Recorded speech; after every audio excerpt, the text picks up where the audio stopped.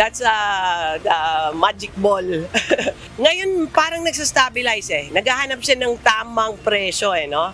Bahagya na umanong bumababa ang presyo ng kada bariles ng langis sa world market. Mula sa mahigit $70 per barrel noong nakaraang linggo, ngayon ay nasa $68 na lang ang bentahan nito. Ayon kay Department of Energy Officer in Charge Sharon Garin, bunsod ito na napagkasundo ang ceasefire sa pagitan ng Israel at Iran. Ngunit sa ngayon, patuloy na inoobserbahan ng Energy Department ang galaw ng presyo ng oil product sa pandaigdigang merkado hanggang sa Biyernes. This is an effect of the ceasefire.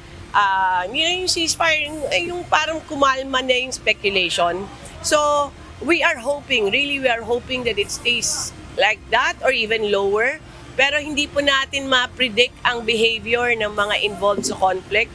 Ayon naman kay Rino Abad, Director ng Oil Industry Management Bureau, kahit 2 araw pa lang ang pagbaba ng presyo sa world market, sapat na ito para magkaroon ng rollback sa susunod na linggo.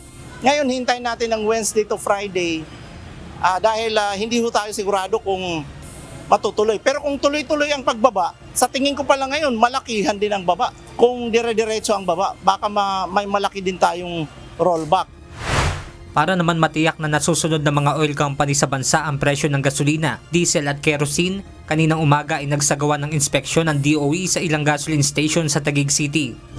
Nandito tayo ngayon sa isang gasoline station sa Taguig City kung saan nagsagawa ng inspeksyon ang Department of Energy. Dito ay tinitignan yung kalidad at yung sukat ng langis upang masiguro na tama nga yung ibinebentang produktong petrolyo sa ating mga motorista.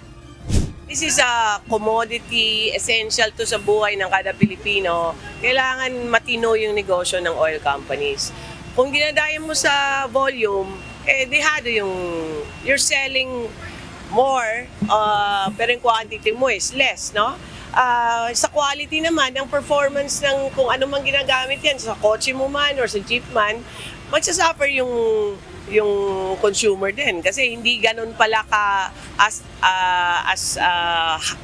up to standards ang binibenta mo. Sakaling mahuli na hindi tama ang sukat ng ibinebentang petroleum product, multang 10,000 piso sa unang paglabag at maaari namang masuspende ang certificate to operate at maaari ding irekomenda sa lokal na pamahalaan na suspindihin o tanggalan sila ng business permit. Mas mabigat naman ang ipapataw na parusa kung sa quality o kalidad ng langis. 200,000 pesos per dispensing pump ang multa sa unang paglabag at kapag naulit ay maaaring suspindihin ang operasyon ng nahuling gasoline station.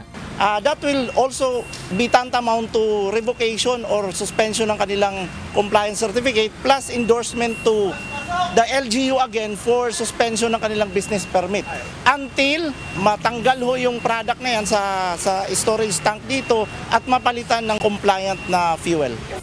Benedict Samson, UNTV News and Rescue. Diyos ang aming sandigan, serbisyo publiko ang aming pinahahalagahan.